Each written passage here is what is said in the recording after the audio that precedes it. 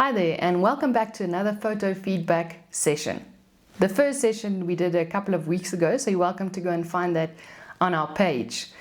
We have another set of incredible images for feedback today. I'm Danielle. I'm a professional wildlife photographer and instructor in Africa, from Africa, and I lead photo safaris throughout Africa.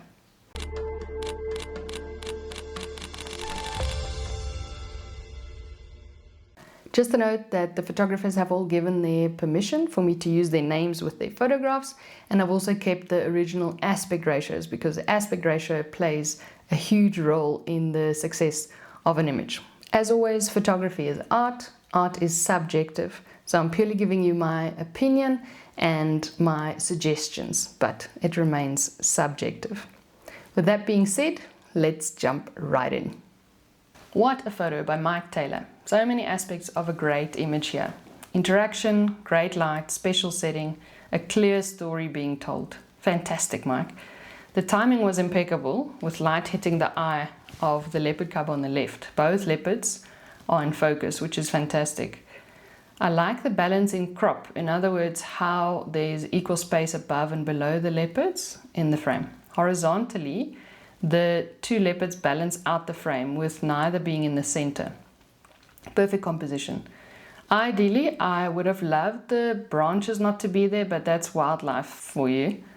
It's always a tough one when you have two subjects at slightly different distances together with a distracting object in the background, because the depth of field becomes a challenge. Which f-stop do you choose to have both subjects sharp but to blur out the background?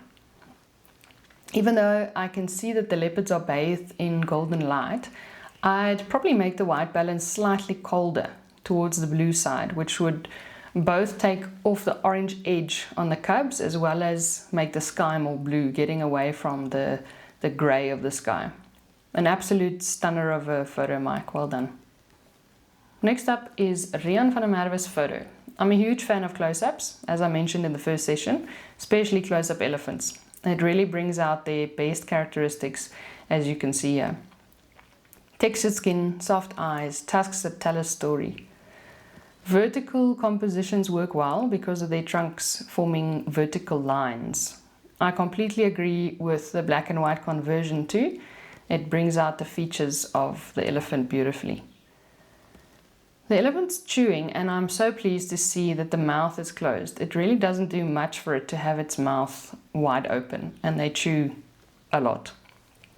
In terms of composition, I'd crop in slightly from the right side to place the eye away from the center, not necessarily on a third, but just off center. As much as I love a vignette, I'm less inclined to apply it when all four corners are not dark in the image. So this light corner up here shows up the vignette, and it's not as subtle as I'd prefer it to be. It also takes away from the white of the tusk in the bottom left. I definitely apply some denoise to the photo, probably the background only. The middle of the image is definitely much brighter than the rest of it, and it's a little bit distracting in that sense.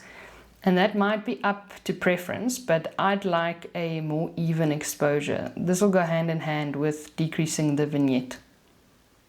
I'd brush down the highlights on the bright areas and the tusk to bring back texture and detail in those. That's very important, especially in a close-up.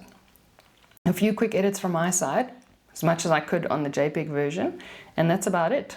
Well done, Rian. Can you tell that the majority of entries were lions? They're definitely a firm favorite.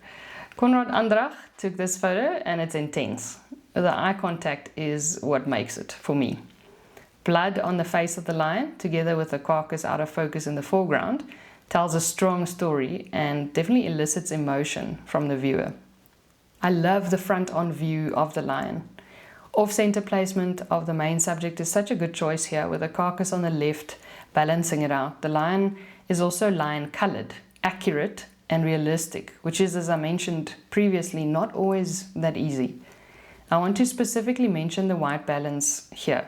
It's definitely on par with a low light scene, which I presume this is. I'm 99% sure this was very low light.